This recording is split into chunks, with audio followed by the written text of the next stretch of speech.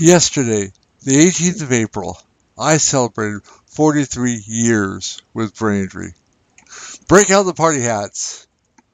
What have I learned over the last 4 decades plus about brain injury and recovery? Well, quite a bit.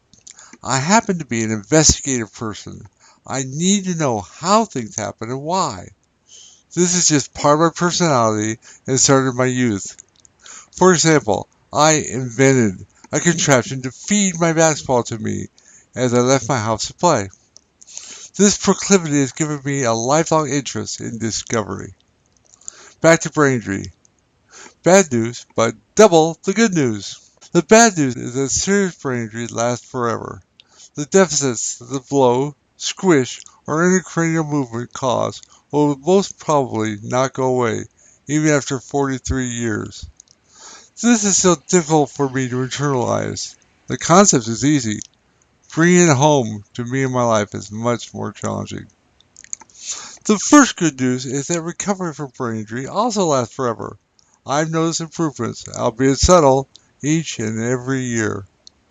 The second good news is that we survivors can accelerate our improvement by working at it, by trying to focus, and by doing brain stimulating activities.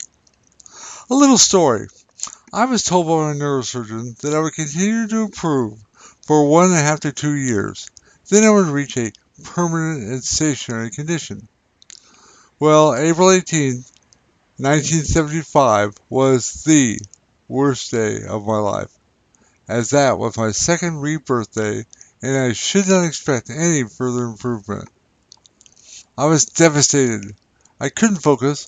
I was having substantial difficulties with my classwork. My memory was like a sieve, and I cried hard and often. But then, in time, I started noticing improvement. At first I thought it was just wishful thinking, but it soon became clear that there was actual improvement going on.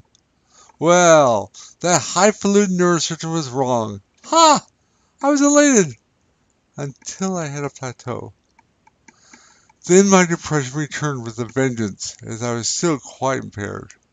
But then, some years later, I found myself improving again. Then, later even than that, plateauing again.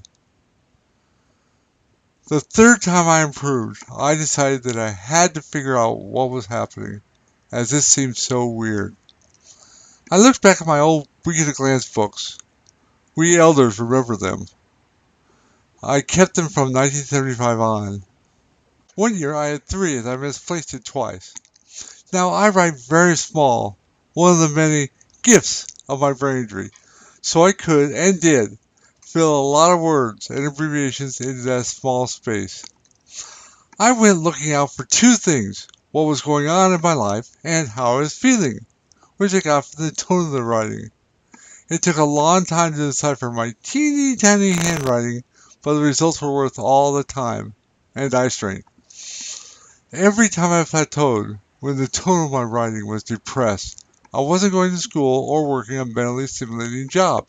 And every time I improved, as shown by my optimism and lighter tone of my writing, was when I was either going to school or working a mentally invigorating job. That discovery was so very important to me.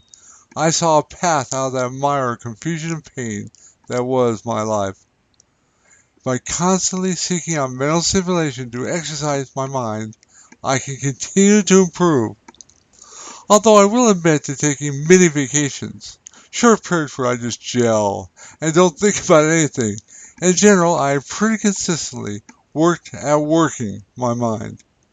This has helped me move from a very slow thinker and speaker to a pretty keen thinker.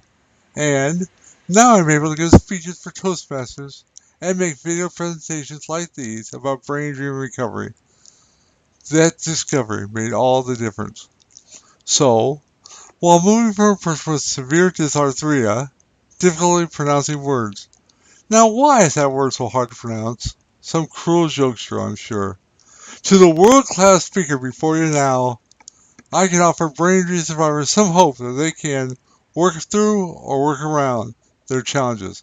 It is really possible.